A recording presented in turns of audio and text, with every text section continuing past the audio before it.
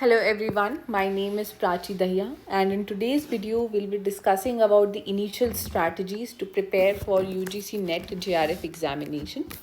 So I'll start with a small introduction of mine. I am a junior research fellow in Savitribai Phule Pune University. Also, I work as a freelance peer reviewer in a reputed journal. So for today's video, our main agenda will be discussing about the introduction to the NET-JRF exam, what are the eligibility criteria to sit for the exam, and what are the eligibility criteria to get the award of the Junior Research Fellowship and Assistant Professor. Also, we'll be discussing about the other frequently asked questions by the students who are starting their journey. Additionally, we'll be discussing about the initial strategies which I had used to prepare for the exam and to qualify my JRF exam, and the reference material which I used during my journey to prepare for this exam. So the national eligibility test is the benchmark which give you the minimum eligibility certificate that yes, you are eligible to work as an academician in any good reputed institute, university or college, either public or private, or you can work as a junior research fellow during your PhD in any of these institutes, okay, in IITs, IIMs, in any central university, state university, private or deemed to be university. So since 2018 December, the exam is conducted by the National Testing Agency in the computer-based testing mode. Before, it was conducted by UGC on a paper-based mode. Okay, so now the exam is conducted twice a year and it is conducted in 83 subjects. Currently, the registrations are open. I have mentioned the dates here. Okay, so please go and do the registration to start your journey of becoming a JRF or assistant professor. Also, I have mentioned the date of the payment, the date of last payment of the fees for the exam.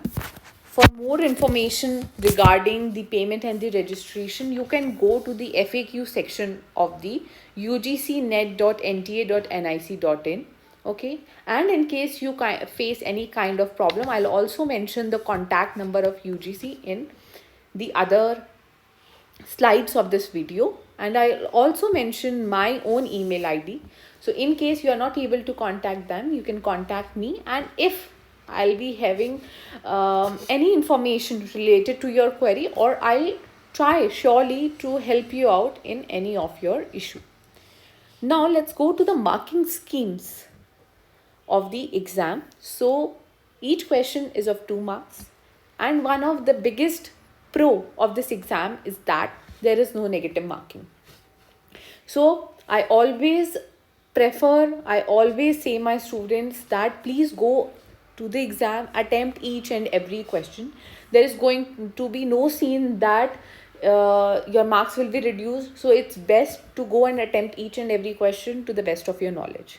And in case many a times what happens is that the UGC frame a wrong question. So if that question is addressed with the proper proofs to the agency, then they definitely consider it and then they provide you the marks for attempting that question. So if someone has attempted that question which was wrongly framed by the agency, then they totally take that into consideration and give you marks for attempting.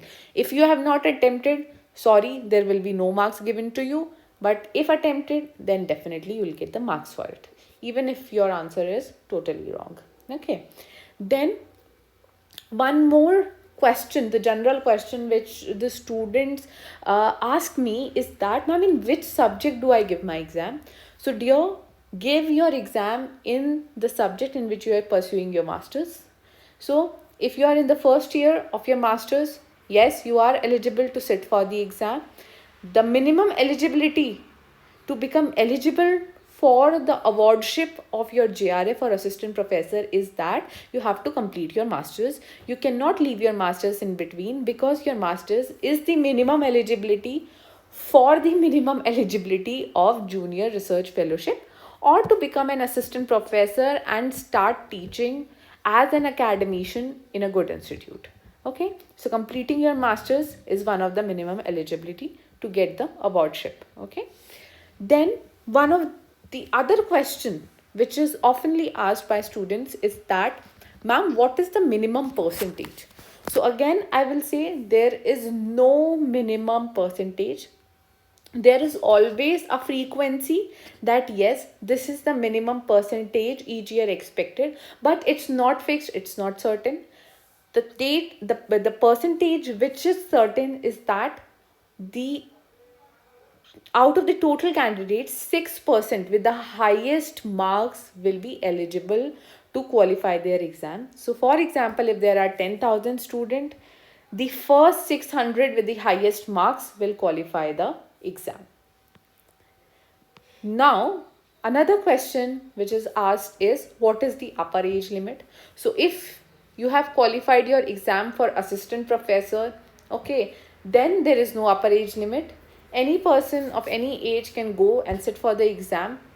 Okay, then yes, for assistant professorship there is minimum age limit, which is 30 years. Okay, but yes, then there are other things which are considered, okay, for the candidates. So if you are in the OBC category, SC category, ST category, then there is relief provided to you, and even to women candidates the relief is provided to you for the age limit. Okay, then reservation is also there. In that 6% people, there is reservation, 15% for the SC candidate, 7.5 for the ST candidate, 27 for the OBC who comes within the category of non-creamy layers.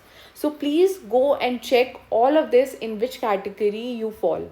Okay, then 10% of the seat are reserved for general people who are in economically weaker section.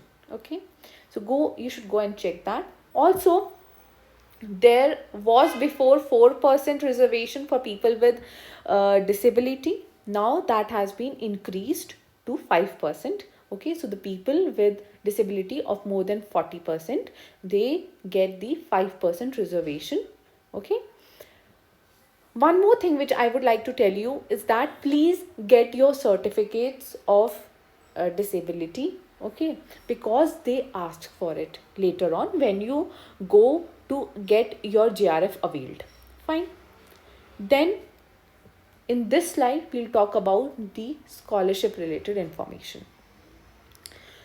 So the candidates qualifying for the award of JRF are eligible to receive fellowship after finding placement in university, IIT institutions. Okay, what do we mean by that is that if you get placed for a seat in PhD, then only you are eligible to get your fellowship, your scholarship availed by UGC. If you have not been selected as a PhD candidate anywhere till the period of validity of your award letter, then sorry, you will not be able to receive your scholarship. So you have to be placed on a PhD seat in any good institute to avail your scholarship. And your award letter, your JRF award letter is valid for 3 years. If the candidate if the candidate has joined the MPhil or PhD before the result, okay, so before you have sat for the exam and you qualified your JRF, you have before that you luckily got admission in any institute, then you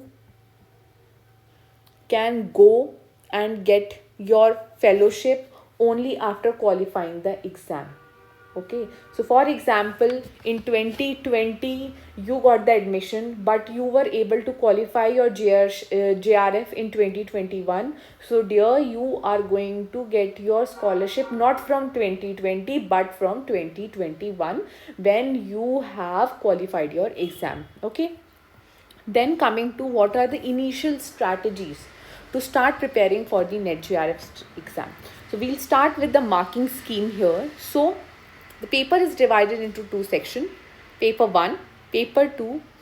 Before, what used to happen, before 2018, till 2017, there were 3 parts of this exam, but now there are only 2. So in paper 1 will have 50 questions. Okay, it will be a general question section. Okay, general questions will be asked to you. We will discuss further in this video that what subjects come in the paper 1 and what subjects come in the paper 2. So paper 1 carry 50 questions, 100 marks. So each question 2 marks. And similarly, paper 2, 100 question, 200 marks. Okay. 3 hours will be given to you, 180 minutes. So 150 questions and 180 minutes. So it's a fair time, okay, to attempt your questions. Okay. Then all the questions are compulsory and no negative marking. So the first thing which you should do when you start preparing for your exam is go to the UGC website. Okay, and here I have mentioned the URL. Okay, this URL will take you directly to that web portal or where you can find your syllabus. So here like this the portal will come and all the subjects are mentioned. Only here I have taken a screenshot of the first 34, but total 83 are mentioned, and you can download the syllabus both in English and in Hindi. And yes, the exam is going to be the questions will be put in 2 languages, English and Hindi, not in any other regional language. Okay. Then the paper 1 will contain the following 10 units: teaching aptitude, research aptitude, comprehension related to English, then communication, mathematic, reasoning and aptitude, logical, data interpretation, ICT, people development and environment, and higher education. Okay, so for all the 83 subjects, for all the people sitting for these 83 subjects, the syllabus for general paper 1 will be similar. Okay, everyone will be asked this general paper on teaching and research aptitude. Okay, there is no fixed weightage which is given to you here. Okay, so there is no certainty that okay, this section will get this much, this section will get that much. Okay, now here, because I am from commerce domain, so I have mentioned paper 2 commerce syllabus. But yes, for your subject you can go to the website and you can download your paper. There properly it will be mentioned that what are the units which will be covered in your exam. Now I'll start with the first preparation strategy which I used. So the first strategy which I used when I started preparing for my exam after my masters, I didn't give my exam during my masters, I gave after my masters. And the first strategy which I used was that firstly I solved the previous question paper so that I can get the idea of where I fall on the benchmark. Okay, that will give you a very clear idea that how much you need to work out. Fine, where you fall currently and how much path you have to cover to reach the position of qualifying the JRF. Okay, what are your weak subjects? What are your good subjects? What are your excellent subjects? This will give you a proper chart of that, and mark it.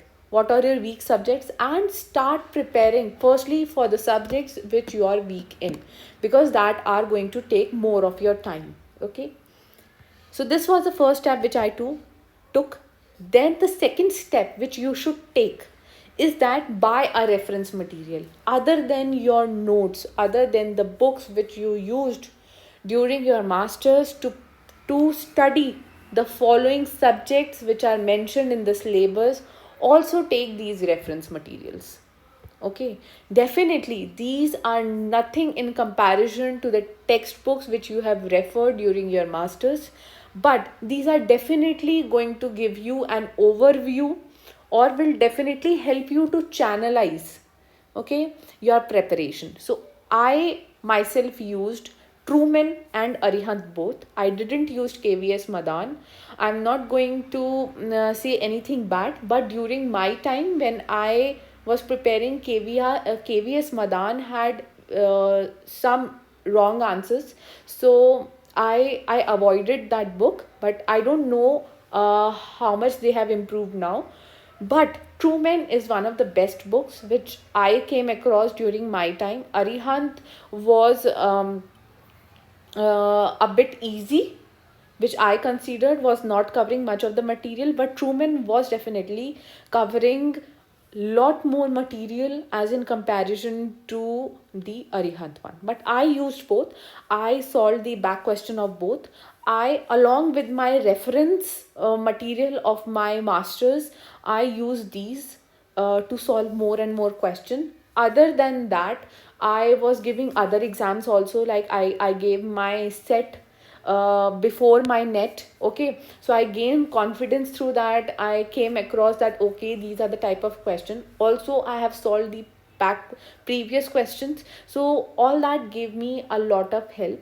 So again and again solving the questions other than just reading the text is going to be a big help.